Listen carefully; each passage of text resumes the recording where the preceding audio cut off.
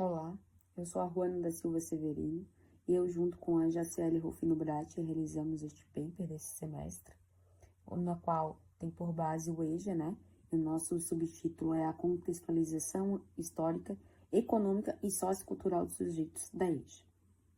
Então, o que a gente quer apresentar, o que foi a nossa pesquisa, na verdade, foi referente aos processos que passou a EJA, né? Desde quando iniciou e também os outros movimentos, né, que foram substituindo até chegar na educação para jovens e adultos. Então, o que seria a EJA, né? A EJA é a Educação de Jovens e Adultos.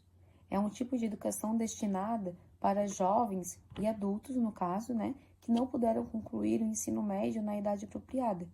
Ou seja, aquelas pessoas que tiveram filhos, que precisaram trabalhar, então tiveram que interromper o ensino médio naquele momento e quiseram retomar depois para uma qualificação de trabalho, uma melhoria de vida, né? Então a EJA ela está destinada para essas pessoas, né? E tudo começou lá no período quando Getúlio Vargas, né, no governo dele, mais ou menos ali depois da Segunda Guerra Mundial, o Brasil passou por um processo de industrialização acelerada, na qual assim as empresas, as indústrias começaram a reproduzirem de, em massa, digamos assim, e começaram essa produção. Eles precisavam de mão de obra.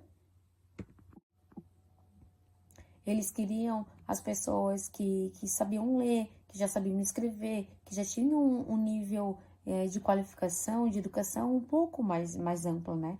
Então, no momento da contratação, eles já começaram a contratar pessoas que já estavam mais evoluídas no sentido educação. Então, e daí as pessoas começaram a se perceber que precisavam estudar, né? Então, foi quando lá em 1947, quando Paulo Freire iniciou o trabalho com alfabetização lá em Pernambuco, para adultos, né, no caso, com um método que deu muito certo, né? Pois na época, por volta de 1950, mais ou menos, a metade da população brasileira ainda era analfabeto. Então, com esse método do Paulo Freire, acabou que deu uma acelerada na educação e as pessoas começaram a aprender a ler e a escrever, né? Só que, politicamente, criaram um Mobral, que daí deu a escassez ao ensino do Freire, né? E daí ele fez essa substituição e ele foi criado através do governo militar, né? Porém, o Mobral ele foi muito criticado, porque o Mobral ele era um método muito simples, ou seja, eles realmente queriam que as pessoas aprendessem apenas a ler e a escrever, como se eles não estivessem preocupados com a educação, que a pessoa sabendo assinar isso já era o suficiente.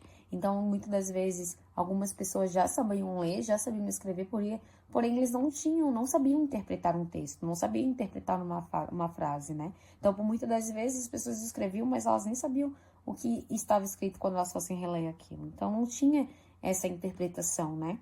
E depois do Mobral, aí surgiu o Educar, que é a Fundação Nacional para a Educação de Jovens e Adultos. Ela foi criada também para substituir o Mobral, né? E na época o intuito era de dar educação para aqueles que não tinham acesso ou foram retirados da escola muito cedo. Ou seja, as pessoas que moravam no campo, né, que trabalhavam na roça, em cidade rural, elas não tinham acesso à escola. O Educar foi criado justamente para isso, né?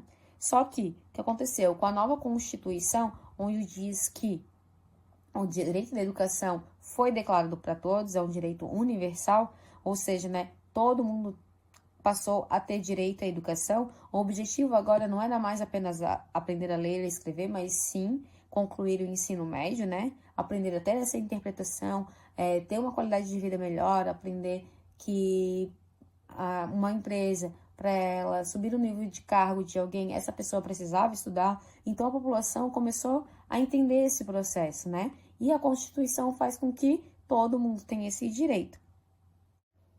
E nos anos 2000 foi criado o PROEJA, na qual, além das pessoas estarem sendo formadas no ensino médio, elas também tinham ensino técnico. Ou seja, além dessa formação, elas já saíam para o mercado de trabalho. Então, isso começou a refletir também na economia do país, né? Quanto mais mão de obra qualificada o país tem, melhor a economia. Oi, meu nome é Jacélia Rufino Bratti, sou graduanda do curso de Pedagogia do 6º período e vou dar continuidade na socialização do paper.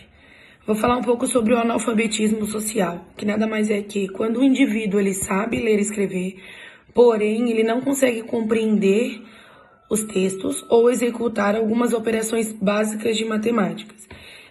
Infelizmente, isso é um desafio para muitos trabalhadores hoje no Brasil.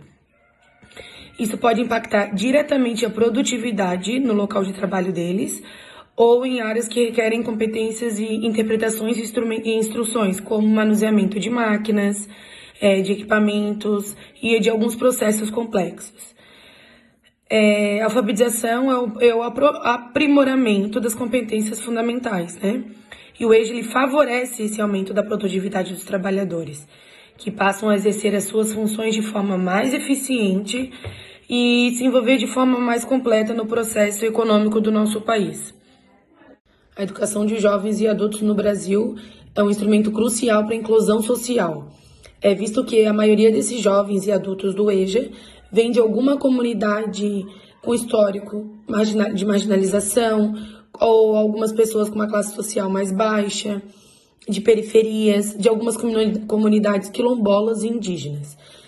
O EJA tem como objetivo dar uma maior formação acadêmica para essas pessoas, que quando as pessoas têm uma comunidade, tem uma maior formação acadêmica, tem probabilidade de conseguir melhores oportunidades de trabalho, rendimentos mais elevados e maior estabilidade financeira.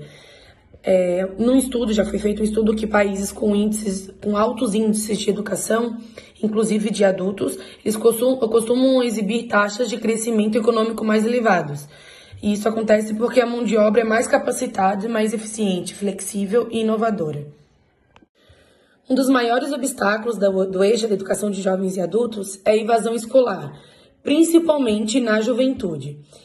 Alguns estudantes do EJA têm que balancear entre os estudos e as obrigações com a família.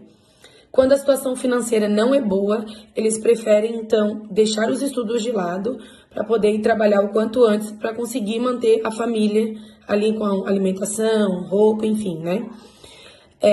A prioridade é sempre dada para o trabalho ao invés da educação, e a desistência escolar, ela afeta diretamente a economia do nosso país, que uma vez que grande parte da nossa população permanece nas ocupações de baixa qualificação e na forma de trabalho informal, essa circunstância ela acaba mantendo o ciclo de pobreza e a exclusão social, sendo que algumas pessoas sem educação apropriada têm poucas chances de progredir economicamente no nosso país.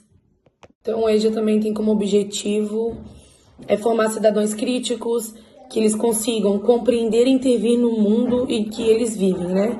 E ao compreender os seus direitos, suas obrigações, os estudantes do EJA eles têm a oportunidade de aprimorar a sua função na sociedade. Eles têm o direito e devem exigir melhores condições de vida, eles devem e podem se envolver de maneira mais engajada nas decisões políticas e sociais do nosso país.